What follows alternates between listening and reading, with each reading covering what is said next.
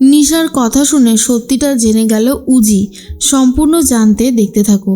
গল্পের শুরুতেই দেখা যায় কোর্টে যখন সওয়াল জবাব চলতে থাকে তখনই সায়ন্তন বলে আমাকে দিয়ে জোর করিয়ে ওই জুতোটা পরানো হয়েছিল, এমনকি আমাকে বলতে বাধ্য করা হয়েছিল যে আমি নাকি প্রস্থেটিক মেকআপ পরে রীতিমতো ওই নিশা মিত্রকে মারতে গিয়েছিলাম, কিন্তু এটা পুরোটাই ভুল ইওর অনার। এরপর উজির যে লয়ার ছিল তিনিও তখন কথা বলতে থাকেন, কিন্তু সায়ন্তনের প্রমাণগুলো এমনভাবেই খাড়া হয়ে যায় যেখানে উজিদের প্রমাণগুলো কোনোভাবেই ধোপে টিকতে পারে না। এরপরেই জজ সাহেব বলে সায়ন্তন সেনকে আমরা এখন জামিন মঞ্জুর করে দিচ্ছি। 7 দিনের মধ্যে সলিড কিছু প্রমাণ নিয়ে আসতে হবে যাতে আমরা বিশ্বাস করতে পারি যে সায়ন্তন সেনই এই কাজটা করেছে, কিন্তু তার জন্য সলিড প্রমাণ দরকার যেটা 1 সপ্তাহের মধ্যে কোর্টে পেশ করতে হবে। এরপর সায়ন্তনকে জামিন দিয়ে দিতেই উজি বুঝতে পারে যেটা হলো সেটা খুব একটা ভালো হলো না, এটা হওয়াটা দরকার ছিল না। খেয়াকে কি বলবে বুঝতে পারছিল না উজি। এর মাঝখানেই সায়ন্তন বলে কি আপনি কিছু করতে পারলেন উজি মিত্র? আপনি আমাকে কিছুই করতে পারবেন না, কারণ আমি এখান থেকে ঠিক বেরিয়ে আসবই বলেছিলাম, কারণ আমি তো কোনো অন্যায় করিনি। আর যদি কোনো অন্যায় করে নাই থাকি তাহলে আমি কেন এর শাস্তি ভোগ করব, কিসের জন্য? ঠিক সেই মুহূর্তেই উজি তখন বলে তুই কি করেছিস আর কি করিসনি তার প্রমাণ আমাদের কাছে আছে, শুধু কেসটা তুই অন্যভাবে ঘোরানোর চেষ্টা করেছিস বলে আজ তুই জামিন পেয়ে গেলি, কিন্তু পরের দিন তুই আর সেটাও পাবি না, আর এটা একেবারে কনফার্ম। এর মাঝখানেই শোভা দেবীর সাথে কথা বলতে থাকে ঋষি, আর তখনই ঋষি বলে তোমাকে নিয়ে কি আজকে কোনো জুয়েলারির দোকানে যাওয়ার কথা ছিল? শোভা দেবী বলে হ্যাঁ ছিল তো, তুই এক কাজ কর, তুই উজিকে ফোন কর। এরপর ঋষি উজিকে ফোন করে। তখনই শোভা দেবী বলে উজি তোমার তো আজকে আমার সাথে জুয়েলারি দোকানে যাওয়ার কথা ছিল না, মানে তুমি তো তেমনটাই বলে গেলে। তখনই উজি বলে হ্যাঁ তো ছিল তো, আমি এক্ষুনি আসছি, তবে একটা কথা জানানোর ছিল, খেয়াকে এখন বেরোতে দেবে না, কারণ সায়ন্তন জামিনে ছাড়া পেয়ে গিয়েছে। আর এটা শোনার পর শোভাদেবী বলে বলছো কি গো, এরপর তো ওই ছেলেটা ঠিক আবার এই বাড়িতে আসবে। তখন খেয়ার কথাই বলে উজি যে খেয়া তো এখন নিজের মনকে শক্ত করেছে, আশা করি কোনো অসুবিধা হবে না, দেখাই যাক শেষ পর্যন্ত কি হয়। এরপর ঋষি কথা বলতে থাকে আর বলে তোমাদের কাছে তো প্রমাণ ছিল, তারপরেও সায়ন্তন কি করে জামিন পেয়ে যায় আমি তো এটা বুঝতে পারলাম না। উজি বলে আসলে ও কোর্টে এটা প্রমাণ করার চেষ্টা করেছে যে জুতোটা নাকি ওকে জোর করে আমরা পরিয়েছি, আর ও নাকি এরকম কিছু করেইনি। তবে তুমি চিন্তা করো না, 1 সপ্তাহের মধ্যে ঠিক আমি একটা প্রমাণ জোগাড় করবই, আর ওর শাস্তি হবেই, কেউ আটকাতে পারবে না। এখন ভয় হচ্ছে ও আমাদের বাড়িতে গিয়ে খেয়ার সাথে যদি জোর জবরদস্তি করে তাহলে খুব ভুল করবে। উজির কথা শুনে ঋষি বলে ওকে আমরা আর এই বাড়ির জামাই বলে মানি না, স্বয়ং খেয়াই নিজের হাজবেন্ড বলে সায়ন্তনকে আর পরিচয় দিচ্ছে না, সো আমরা আর কেনই বা মানতে যাব। এর মাঝখানেই নিশা কার কার সাথে কথা বলছে, কি কথা বলছে, জিৎ বসু সবটাই জানতে চাইছে।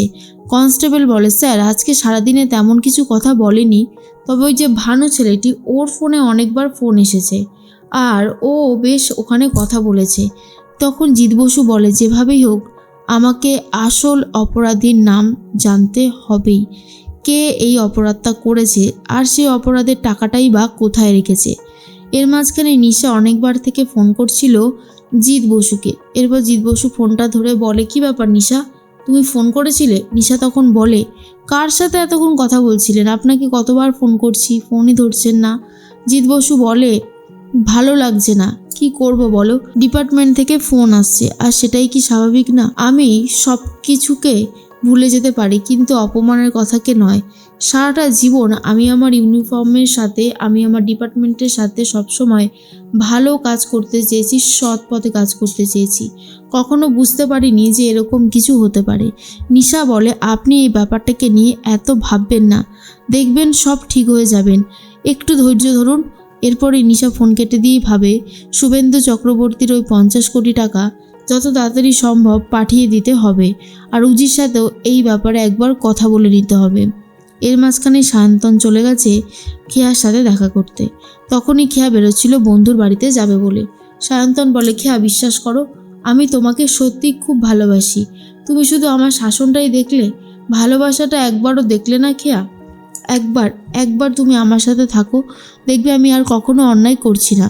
খেয়া তখন বলে, দেখছো না, শাখা সিঁদুর সব কিছু শেষ করে ফেলেছি, তাহলে আর কেন আসছো আমার লাইফে?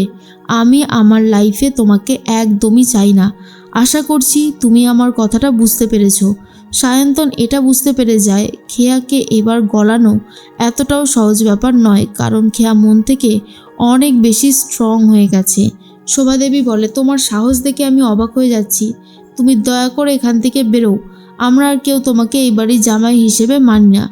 এর মাঝখানে সায়ন্তন অজ্ঞান হয়ে যাওয়ার নাটক করতে থাকে।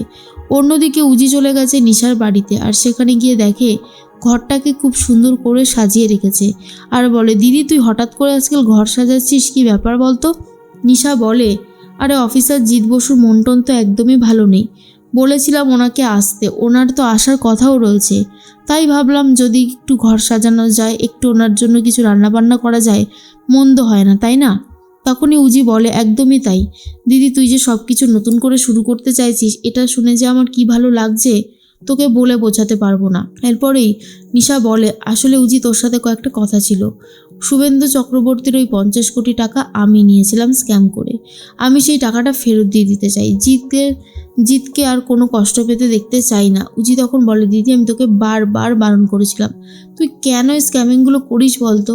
এরপর নিশা বলে, তুই আমাকে বাঁচা বোন, টাকা ফেরত দিয়ে দিলে তো আর কোনো ক্ষতি হতে পারে না, বল আমাকে প্লিজ অ্যারেস্ট করিস না, আমি জিতের সাথে একটা সুন্দর সংসার করতে চাই। তখন উজি বলে, তুই যে সংসারের কথা ভেবেছিস সেটা হবে, তবে একটু ওয়েট করতে হবে।